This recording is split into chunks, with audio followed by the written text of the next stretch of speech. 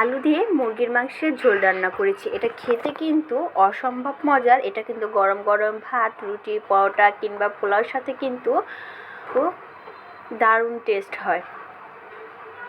তো hello everyone, আসসালামু আলাইকুম। সবাই কেমন আছেন? আশা করি সবাই ভালো আছেন। তো চলুন ভিডিওটি শুরু করা যাক। তো প্রথমে আমি চিকেনগুলিকে ভালো করে পরিষ্কার করে নিয়েছি। আর পরিষ্কার করে নেওয়া হয়ে গেলে এখন আমি মশলাগুলো এক এক করে মেখে নেব ভাজার জন্য। এখানে আদা রসুনের পেস্ট দিয়ে দিলাম, গরম মশলা, হলুদ গুঁড়ো, মরিচ গুঁড়ো আর লবণ দিয়ে ভালোভাবে মাখিয়ে আধা ঘন্টা আমি রেস্টে রেখেছিলাম। এখন আমি এটাকে হালকা লাল করে ভেজে নেব।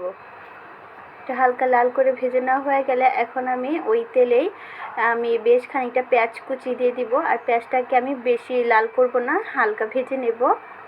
নরম করে ভেজে নেওয়া হয়ে গেলে এখন আমি দিয়ে দিব আদা রসুনের পেস্ট। আর আদা রসুনের পেস্টটা দিয়ে ভালো করে কষিয়ে নিতে হবে যত পর্যন্ত না আদা রসুনের যে একটা কাঁচা ফ্লেভার থাকে। আমরা রেগুলারলি যে মশলাগুলো ব্যবহার করে থাকি এখানে কিন্তু সেগুলি অ্যাড করে দিয়েছি। যেখানে ছিল হলুদ গুঁড়ো, মরিচ গুঁড়ো, ধনিয়ার গুঁড়ো, পরিমাণ মতো লবণ, গরম মশলা, সব কিছু দিয়ে ভালো করে এখন আমি কষিয়ে নিব। কষাতে কষাতে এক পর্যায়ে কিন্তু তরকারি থেকে তেল বের হয়ে যাবে। আর তখনই বুঝতে হবে মশলা কষানো আমাদের কমপ্লিট। তো এখন ওই যে ভাজা চিকেনগুলি এখানে আমি অ্যাড করে দিব। আর সাথে কিন্তু আলুগুলো অ্যাড করে দিব। চিকেন আর আলুটা কিন্তু একসাথে ভালো করে কষিয়ে নিতে হবে। আমি কিন্তু টাইম নিয়ে কষিয়ে নিয়েছি যত পর্যন্ত না ভালোভাবে কষানো হয়ে গেলে এখন আমি এখানে পানি অ্যাড করে দিব। পানি অ্যাড করে এখন আমি নাড়াচাড়া দিয়ে ঢাকনা দিয়ে ঢেকে রেখে দিব। আর বলক আসা পর্যন্ত অপেক্ষা করে নেব। কিছুক্ষণ পর দেখো এই যে বলক চলে এসেছে। তারপর আবার একটু নাড়াচাড়া দিয়ে দিব। আর নাড়াচাড়া দিয়ে কিন্তু আমি আবারও ঢাকনা দিয়ে ঢেকে রেখে দেব পানিটা শুকাবার জন্য আর কি।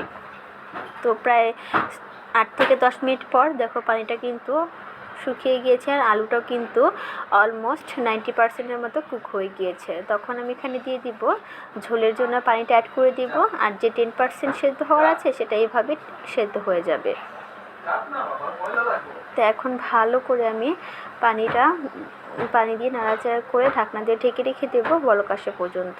কিছুক্ষণ পর বলকটা চলে এসেছে। তো আমি আবার একটু নাড়াচাড়া দিয়ে ঢাকনা দিয়ে ঢেকে রেখে দেবো।